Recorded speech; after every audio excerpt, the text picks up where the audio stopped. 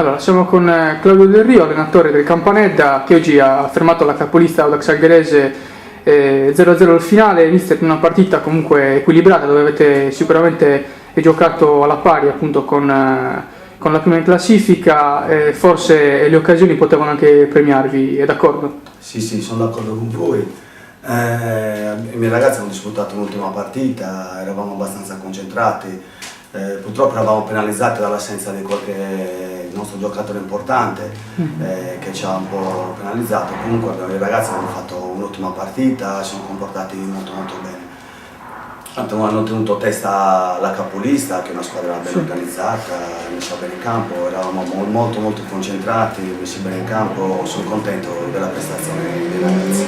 Come l'assenza di Ascione vi ha tolto qualcosa? Diciamo non soltanto magari sotto porta ma anche nei movimenti, oppure è soddisfatto anche del lavoro che hanno fatto i suoi attaccanti? No, i miei attaccanti hanno fatto un lavoro eccezionale. Oggi tutti e due attaccanti, sia Cuvedo che Vito Borcheda, hanno fatto un'ottima partita. Naturalmente Ascione è un giocatore molto importante per la nostra squadra, soprattutto perché dà in palla, caccia bene le punizioni, quindi è uno che ci dà una grossa mano. Purtroppo la sua assenza, diciamo che un po' si fa sentire, però faccio di nuovo i complimenti ai ragazzi che comunque hanno giocato l'ultima partita, sono stati veramente all'altezza di questa squadra. Certo. Mister, un aspetto positivo della gara è stato, oltre comunque ripeto alla prova positiva in generale, anche il fatto che la squadra non ha subito gol, la difesa non ha subito gol. Questo non succede da un po', a dire il vero. Ecco, lei sta lavorando forse da questo punto di vista in settimana, è soddisfatto anche della prova della difesa, ha visto dei miglioramenti rispetto alle ultime partite? Sì.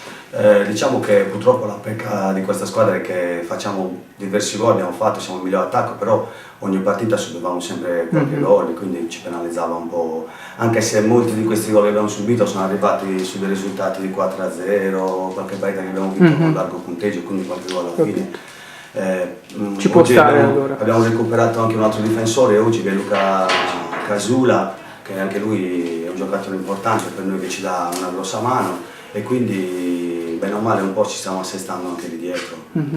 Quindi pian piano cerchiamo di recuperare di colmare questa lacuna. Certo. Mister, le faccio un'ultima domanda. In un campionato così equilibrato, per quanto riguarda le prime posizioni come questo appunto del girone F di seconda, secondo lei che cosa manca al Campanedda per veramente dare fastidio, se non magari alla prima posizione, almeno per quanto riguarda la seconda che vale i playoff promozione? Sì. Diciamo che la squadra del Campanedda è stata costruita per l'obiettivo principale, la salvezza, quindi non abbiamo grosse ambizioni di vincere il campionato, quindi abbiamo costruito una squadra di giovani. Purtroppo questa è una borgata dove non ci sono grosse possibilità economiche, quindi dobbiamo arrangiarci con delle persone che vengono qua senza prendere soldi, con dei rimborsi di viaggio, e quindi cerchiamo di costruire ogni anno una squadra non per lottare per vincere i campionati, ma bensì per ottenere questa salvezza tranquilla, che è un campionato abbastanza alla portata di questa squadra, la seconda. Diciamo che ci manca tanto a questa squadra per poter puntare a vincere il campionato, anche con dei giocatori importanti, magari anche una punta forte che faccia tanti gol, quindi un po' quello ci penalizza. Comunque l'obiettivo principale di questa squadra rimane la salvezza, quindi non abbiamo nessuna ambizione, finché siamo lì ce la giochiamo con tutti, poi il nostro obiettivo primario comunque rimane sempre la salvezza, non abbiamo grosse ambizioni. Io comunque colgo l'occasione per ringraziarvi personalmente di questa vostra visita. Sono molto contento di questo sito, di questa vostra trasmissione che fate, perché almeno valorizza un po' il campionato di seconda categoria, che un po' dalla stampa non è molto pubblicizzato. Vi ringrazio di nuovo di aver accettato questo invito, se avete l'occasione di venire qualche altra volta ci fa solo piacere. E comunque in bocca al lupo a voi per la trasmissione. Allora, ringrazio per i complimenti e le faccio anche io, insomma, in bocca al lupo per le prossime partite, mister. Grazie.